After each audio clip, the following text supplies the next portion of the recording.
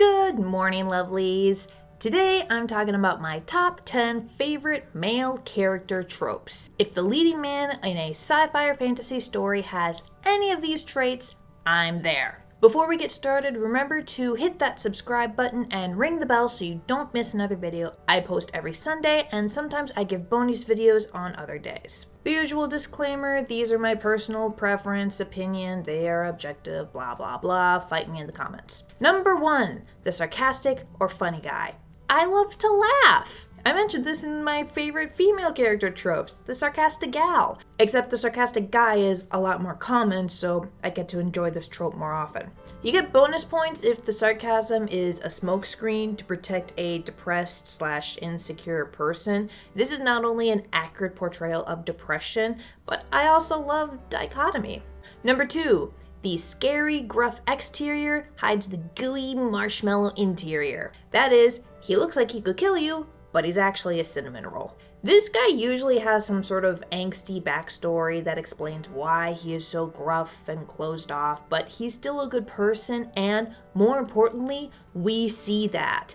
We see that he has a soft spot for the tag-along kid that he has to protect or he keeps bugging him. We see that he likes animals and cares about his dog. We see that he loves his wife or whatever. Like, he's got that. We see it. Basically, I just want to wrap this guy up in blankets and protect him from the world. This scary, gruff exterior is not to be confused with being toxic.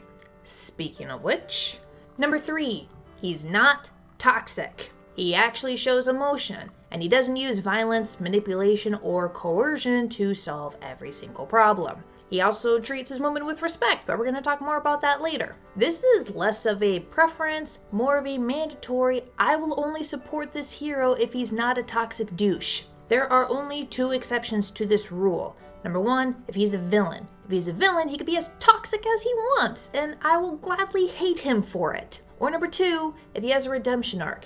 If he starts off toxic, and then over the course of the story ends very not toxic. That's great. I love that. I eat that shit up. I'm going to refer you to my toxic masculinity video in the corner if you want to know more.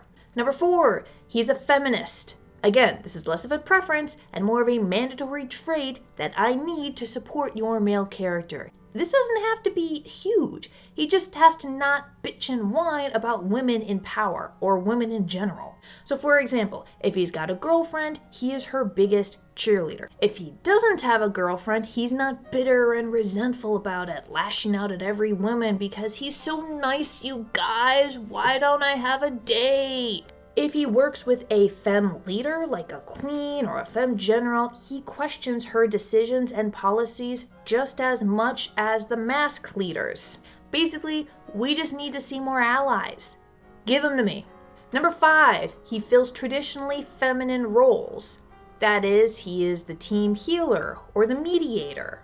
And or he has traditionally feminine interests. He likes fashion, he's a gossiper, he indulges in basic human feminine hygiene. Actually, the last one, again, that might just be mandatory. We see a ton of women characters with masculine interests. Honestly, it seems that the only way for a strong female character to be strong is to be great at fighting and other masculine skills and to scorn anything feminine. Because femininity is bad or something. I don't know. And look, I'll be the first to admit that I am not the most feminine woman in the world. I'm doing this in a goddamn hoodie, alright? But equating femininity with just being bad or weak is not the way to go.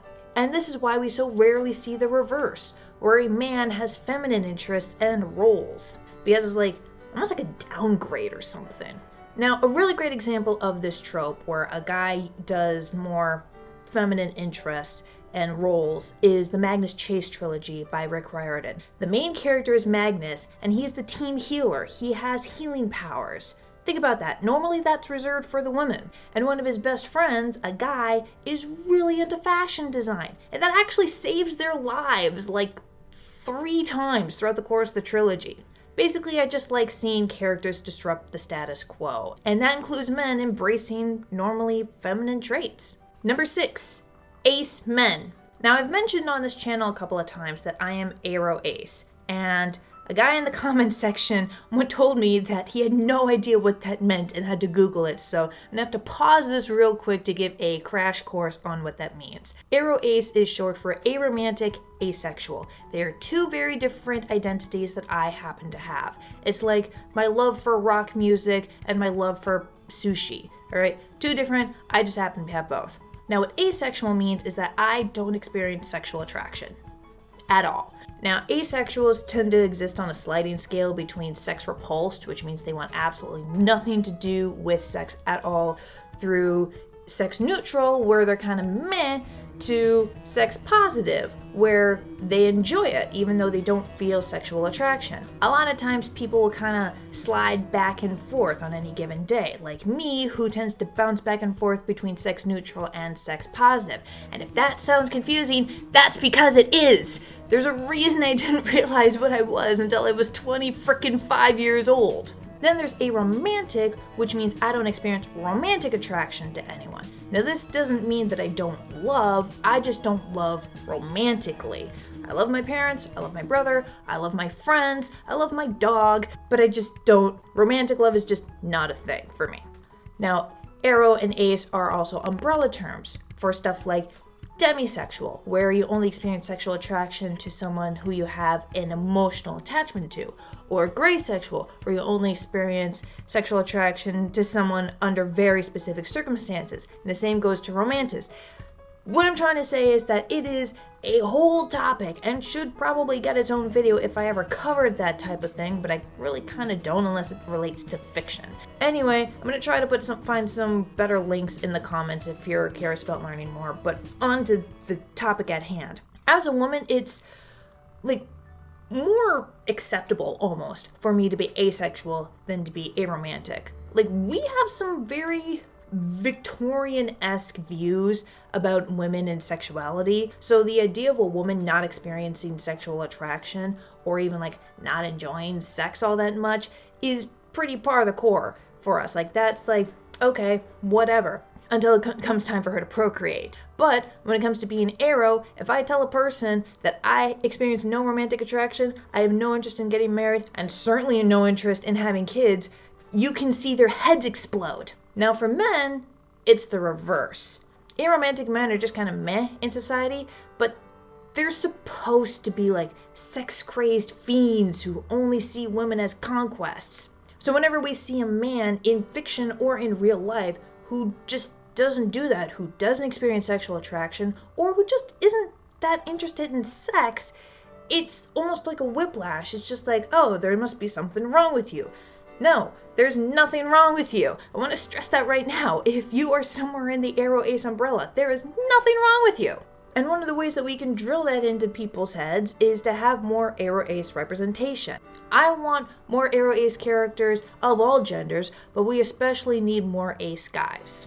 And the unfortunate thing is, in all the sci-fi fantasy books that I've read, I've only ever read 2 ace characters, and they were both women. That is your cue to write all of the ace representation you have ever seen in sci-fi and fantasy. Put it in the comments. Thank you. Number 7, Paragon Heroes. What's a Paragon Hero, you may ask? That's the opposite of an anti-hero. It's basically does the right thing because it's the right thing to do, usually inspiring other people to do the same. Think Superman. Now sometimes they're hardened warriors, sometimes they're kids, almost always they are not so secret cinnamon rolls. I got nothing against anti-heroes. I just also really like seeing genuinely good people trying to make the world a less shitty place, in real life and in fiction. Number 8, he's an animal lover. Bonus points if he has a dog, because dogs are awesome. That's it, that's the reason. Number 9, he loves his mom, or his dad, or his grandparents, or whatever, and we actually get to see it.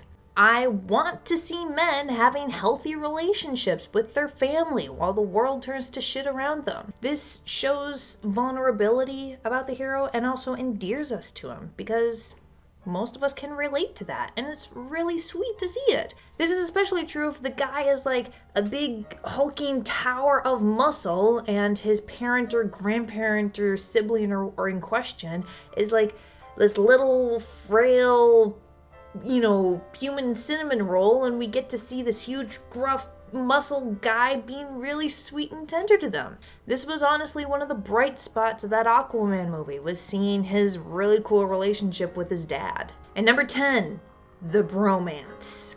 Bromances are superior to romantic subplots in every way, and I will not be taking criticism at this time. The only thing better than the bromance is a platonic male-female friendship that never turns into a romance, but that's a story for another time.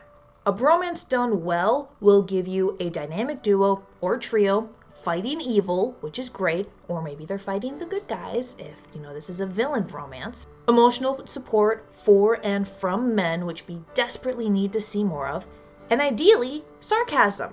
Lots and lots of sarcasm. That's all I've got. Thank you so much for watching. If you liked this video, hit subscribe, and also check out some of my other videos on this channel. I post every Sunday. I've got other trope videos and also some writing advice for you writers in the crowd. Please tell me your favorite male character tropes in the comments so we can all talk about them and or fight about them.